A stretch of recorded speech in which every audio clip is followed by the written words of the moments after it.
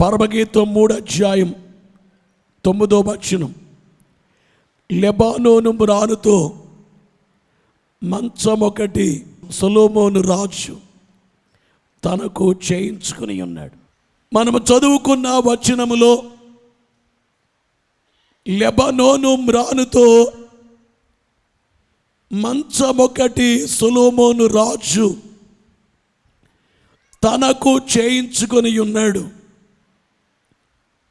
బైబిల్లో సొలొమోను అనే మాట బైబిల్ చదివే అందరికీ సుపరిచితం. ఈ సొలొమోను దావీదు కుమారుడు. దావీదు 40 సంవత్సరాల కాలము యెరూషలేమును పరిపాలించారు. దావీదు దేవునికి మందిరాన్ని కట్టాలని యోచించినప్పుడు దేవుడు కట్టనీయలేదు. నీ కుమారుడు వస్తాడు, నీ కుమారుని ద్వారా ఆ కార్యము జరుగుతుంది, కానీ మందిరాన్ని నీవు కట్టొద్దు అన్నారు దేవుడు. అన్నట్లుగానే దావీదు తరువాత సొలొమోను దావీదు కుమారుడు రాజై 40 ఏండ్ల కాలము యెరూషలేములో రాజుగా ఉండి ఇశ్రాయేలీయులను పరిపాలించాడు. ఈ సొలొమోను 40 సంవత్సరాల కాలం శాంతి పాలన, సమాధానకరంగా రాజ్యం ఉంది. ఏ గొడవలు లేవు, సమాధానకరమే కలిగింది అని వాక్యము చెబుతుంది. ఈ సొలొమోను తన కొరకు ఒక మంచాన్ని తయారు చేసుకున్నట్లుగా దేవుని యొక్క వాక్యములో మనము చదువుకొని ఉన్నాం. అయితే ఇంగ్లీష్ బైబిల్లో చూస్తే చారియట్ అనే మాట చూస్తున్నాం. King Solomon made himself a chariot of the wood of Lebanon. సొలొమోను రాజు తన కొరకు ఒక రథాన్ని తయారు చేసుకున్నాడు అని ఈ వచనములో చూస్తున్నాం. అలాగే ఇంగ్లీష్ స్టాండర్డ్ వర్షన్ బైబిల్లో king Solomon made himself a carriage from the wood of Lebanon. Carriage అన్న కానీ అలాగే చారియట్ అన్న కానీ ఒకే అర్థాన్నిచ్చేవి, అనగా తాను ఒక రథాన్ని తయారు చేసుకున్నట్లు. అలాగే న్యూ కింగ్ జేమ్స్ వెర్షన్ లో చూస్తే the wood of Lebanon Solomon the king made himself a palanquin. ఈ పలంక్విన్ అనే మాటకు అర్థం ఏమిటంటే పల్లకి. అంటే ఈ పదం అన్నిటికంటే సూటబుల్ పదముగా నేను భావిస్తున్నాను. జాగ్రత్తగా వినాలి. పల్లకిని సొలొమోను తన కొరకు చేయించుకున్నాడు. ఇప్పుడైతే ఎక్కడ కనబడట్లేదు, కానీ మా చిన్నతనంలో మా ఊర్లో కొన్ని పెళ్ళిళ్ళు జరిగినప్పుడు పల్లకీలో పెళ్లి కుమార్తెను లేక పెండ్లి కుమారుని పల్లకీలో కూర్చోబెట్టి, పల్లకి బాగా అలంకరించబడి ఉండేది. పల్లకి ముందు వెనుక బలమైన వ్యక్తులు, కండలు తిరిగిన వ్యక్తులు పల్లకీని మోసేవారు. ఇంతకీ సొలొమోను రాజు తన కొరకు పల్లకీని తయారు చేసుకున్నాడు. తన కొరకు ఈ పల్లకీని ఏ వుడ్డుతో చేశాడు అన్నప్పుడు లెబనోను అనే వుడ్. చిత్తూరు జిల్లాకి వెళితే మంచి వుడ్డు, ఎర్ర చందనం. దానికంటే మించింది గంధపు చెక్క. అయితే ఆ రోజుల్లో సొలొమోను సామాన్యమైన వ్యక్తి కాదు, తానొక రాజు. ఈ రాజు మందిరాన్ని కట్టాలి, సొలొమోను నగరాన్ని కట్టాలి. ఆ కట్టడానికి తాను హీరామునకు లెటర్ రాసి నాకు ఆ వుడ్డు కావాలి అని తెలియచేసినటువంటి వాస్తవాన్ని దేవుని యొక్క వాక్యములో దినవృత్తాంతముల 2వ గ్రంథం 2వ అధ్యాయము 8వ వచనం 9వ వచనాన్ని మనము చూస్తే, మరియు లెబానోను నందు మ్రానులు కొట్టుటకు సొలొమోనుకి ఏ మ్రాను కావాలట? లెబానోను మ్రానులు కావాలి. లెబానోను నందు మ్రానులు కొట్టుటకు మీ పనివారు నేర్పు గలవారని నీ నాకు పనివారు తెలిసి ఉన్నది. నేర్పుగలవారు నాకు తెలిసే ఉన్నది. కాగా లెబనోను నుండి కాగా లెబనోను నుండి సరళపు మ్రానులను దేవదారు మ్రాణులను దేవదారు మ్రానులను చందనపు మ్రాణులను చందనపు మ్రానులను నాకు పంపుము. నాకు పంపుము. నేను కట్టింపబోవు మందిరము గొప్పదిగాను నేను కట్టింపబోవు మందిరము గొప్పదిగాను. ఆశ్చర్యకరమైనదిగాను ఉండును అంటే కనుక నేను కట్టించే మందిరం గొప్పదిగా ఆశ్చర్యకరముగా ఉండాలంటే ఏ మ్రానులు కావాలి? లెబనోను మ్రానులు కావాలి.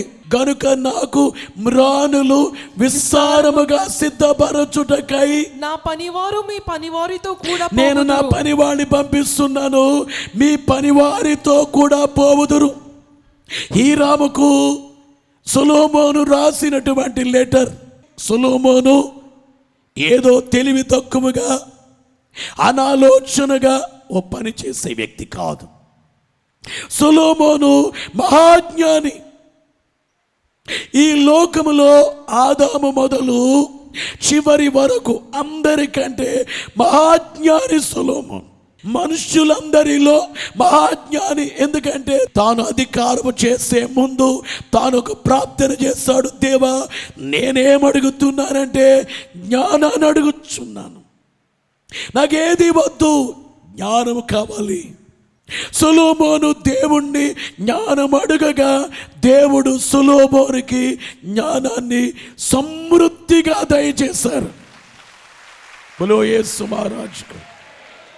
సొలొమోను ఎంత జ్ఞానో మాకెలా తెలుసు, నీకెలా తెలుసు? నేను చూడలేదు. నేను సొలొమోన్ని ఐ డిడ్ నాట్ సీ సాల్మెన్. నేను చూడలేదు సొలొమోన్ని. మరి నాకెలాగా తెలుసు? సొలొమోను చూడలేదు, కానీ సొలొమోను రాసినటువంటి సామెతల గ్రంథము, సొలొమోను రాసినటువంటి ప్రసంగి కానీ, సొలొమోను రాసినటువంటి పరమగీతం. ఈవేళ ప్రపంచంలో అనేక దేశాలు ఉన్నాయి, పరమగీతాన్ని చాలా మంది అటెంప్ట్ చేయరు.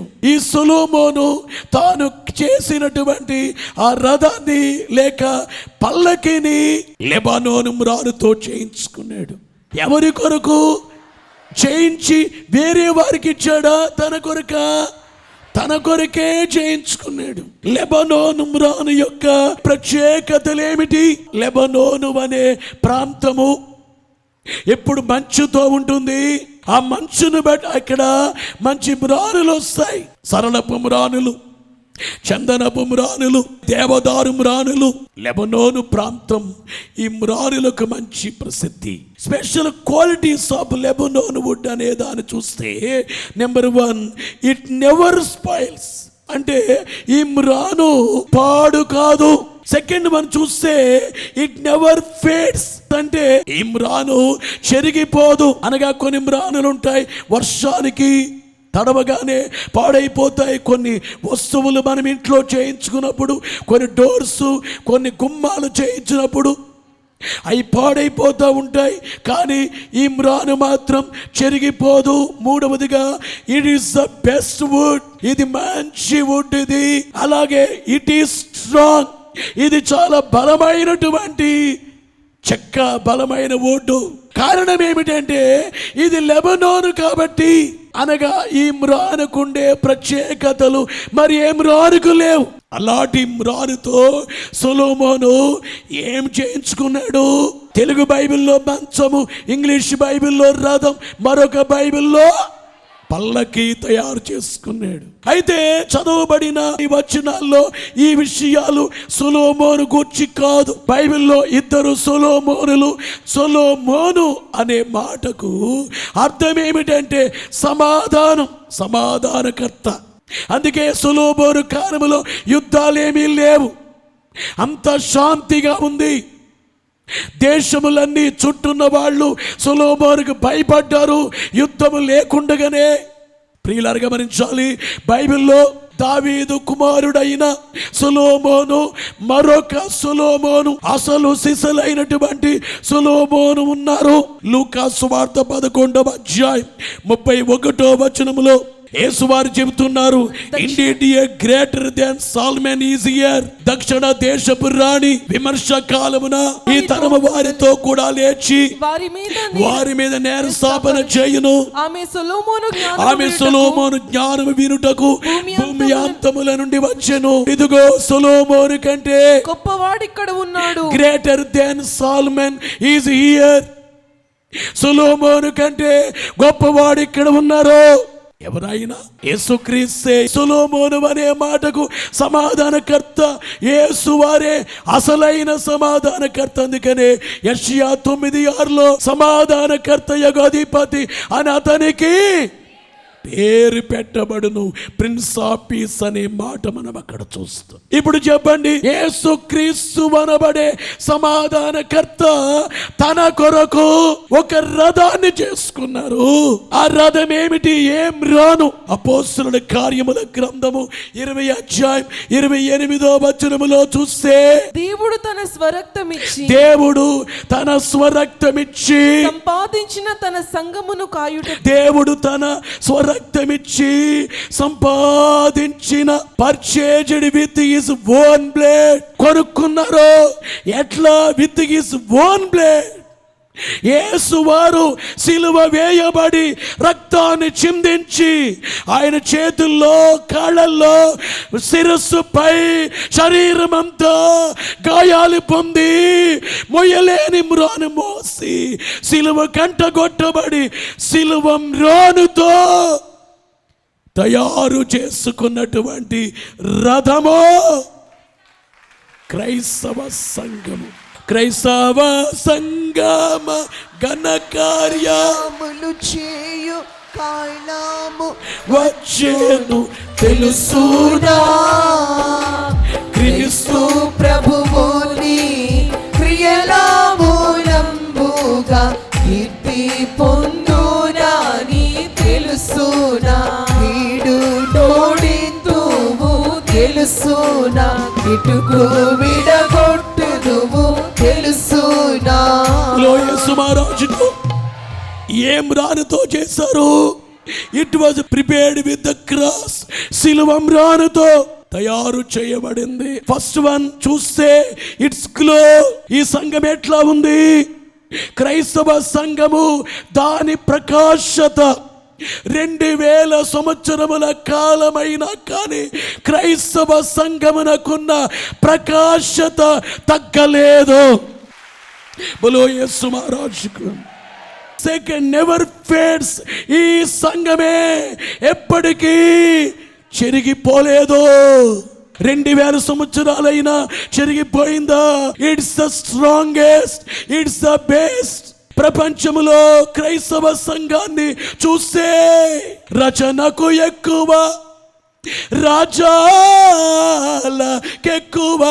రచనకు ఎక్కువ, రాజాలకెక్కువ, కవనమునకెక్కువ. ఏ మతము? క్రైస్తవ సంఘము కాదా?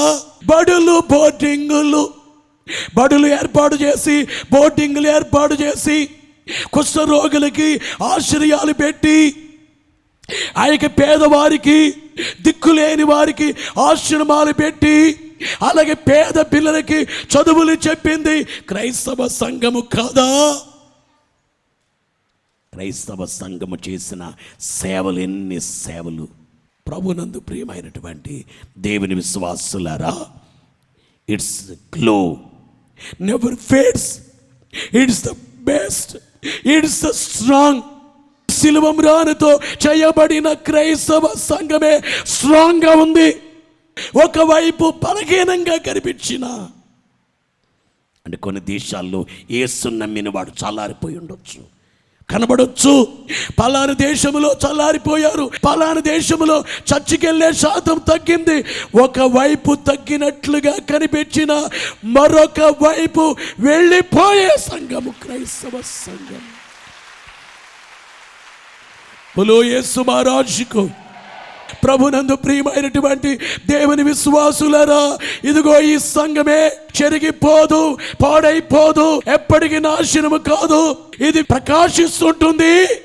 క్రైస్తవ సంఘం కారణం ఏమిటంటే యేసు శిలువ ద్వారా వచ్చిన సంఘము గనుక ఎప్పటికీ పాడు కానే కాదనబడేటువంటి వాస్తవాన్ని గుర్తించాలి అని దేవుని సేవకునిగా మీ అందరికీ తెలియజేస్తున్నాను. లోక కార్యములెల్లా నీ కార్య దాటికి లొక్కేయని నీకు తెలుసునా? ఏ కార్యమైనాను ఎంచి చేసిన ఎడల ఏ కార్యతిని జరుగు తెలుసునా? ఎంతో చక్కగా జరుగు తెలుసునా? ఎంతో వింతగా జరుగు తెలుసునా? సంగమా ఘన కార్యములు చేయు కాలము వచ్చును తెలుసునా? ఈవేళ మనందరం భక్తిగా ఉంటున్నాం అనుకుంటున్నాం. మనం చాలా విశ్వాసులు అనుకుంటున్నాం. చర్చికి వచ్చాం, మోకరించాం, ప్రార్థించాం అనుకుంటున్నాము. కానీ ఆది క్రైస్తవ సంఘం ఆరంభకాలం మొదటి సంఘాన్ని చూస్తే ఆ సంఘమే ఎన్ని శ్రమలు భరించిందో. అనేక మంది క్రైస్తవులే రంపములతో కోయబడ్డారు, రాళ్లతో కొట్టబడ్డారు, చెట్ల కొమ్మలకి వ్రేలాడు తీయబడ్డారు, అడవిలో ఉండే మృగాలకి ఆహారంగా వేయబడ్డారు. రెండు కొమ్మలు కలిపి కట్టి ఒక కొమ్మకు కాలు ఒక కొమ్మకు కాలు కట్టి ఆ తాడిపితే రెండుగా చీల్చబడ్డారు క్రైస్తవులు. ఎంత శ్రమ శ్రమ శ్రమ శ్రమ. నీరో అనే చక్రవర్తి, రోమన్ చక్రవర్తి అన్నాడు, క్రైస్తవులనే అంశమే లేకుండా కూకటి వ్రేళ్లతో పికిలించేస్తానన్నాడు. ఈ ప్రపంచంలో క్రైస్తవుడు కనబడడు అన్నాడు. సవాలు విసిరాడు నీరో. ఎన్ని శ్రమలు భరించిందో సంఘము. కత్తిపోటులు, రాళ్ల దెబ్బలు, కర్రకు గల రంపముల కోతలు. కత్తిపోటులు, రాళ్ల దెబ్బలు, కర్రకు గల రంపముల కోతలు, బెత్తములు, కొరడాలు దెబ్బలుపై బడి చీలి దేగము వాలలాడెను రక్తము భూమిపై.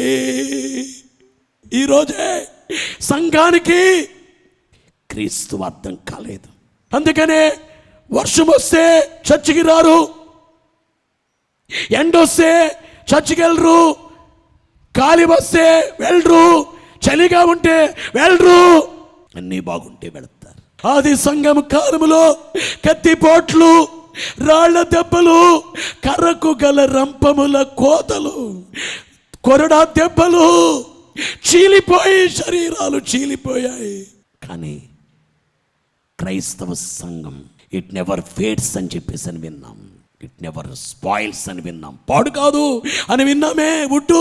అలాగే క్రైస్తవ సంఘమే నిరోలాంటి వాళ్ళే ఈ సంఘాన్ని ఏమీ చేయలేకపోయారు. సంఘము పెరుగుతూనే పెరుగుతూనే పెరుగుతూనే. క్రైస్తవ సంఘము పాడు కాదు, ఎందుకంటే శిలువం రాళ్లతో చేయబడింది కాబట్టి. ఆఖరిగా 4 విషయాలు మీకు తెలియచేయాలి.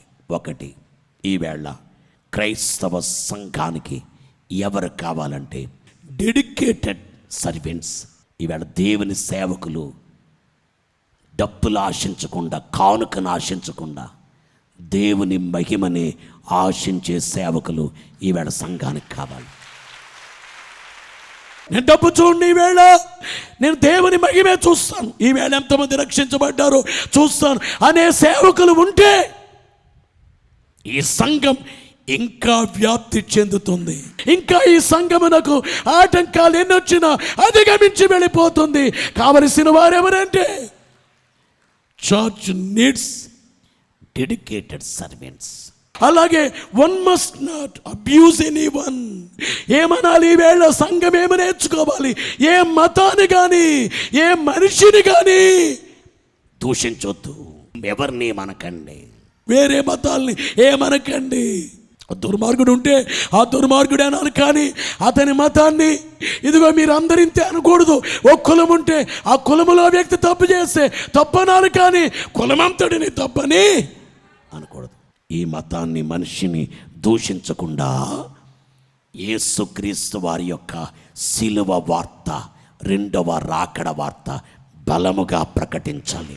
మరొకటి ఏమిటంటే, ఆది క్రైస్తవ సంఘము పొందిన శ్రమలన్నీ ప్రతి సేవకుడు మీ సంఘమునకు గుర్తు చేయండి.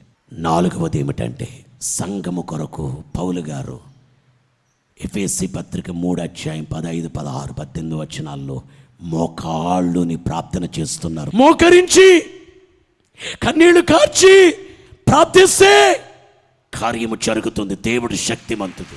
గొప్ప కార్యం ప్రార్థన. మనము చేయగలిగింది ప్రార్థన. శిలువ మ్రానుతో తయారు చేయబడిన క్రైస్తవ సంఘము పాడు కాలేదు, పాడు కాదు. యేసు రాకడ సమీపముగా ఉంది. ఈ పరిస్థితులన్నిటిని ధ్యానిస్తే, గమనిస్తే యేసు రాబోతున్నారు. నిర్లక్ష్యం పనికిరాదు, సోమరితనం పనికిరాదు. నువ్వు అవిశ్వాసిగా ఉండొద్దు. నీతో పాటు యవనస్తులకి నీవే ఒక సాక్షివి. నువ్వు పెళ్లి కాని కుమార్తెవి, నీ చుట్టూ ఉన్న పెళ్లి కాని కుమార్తెలకి నీవే సాక్షివి.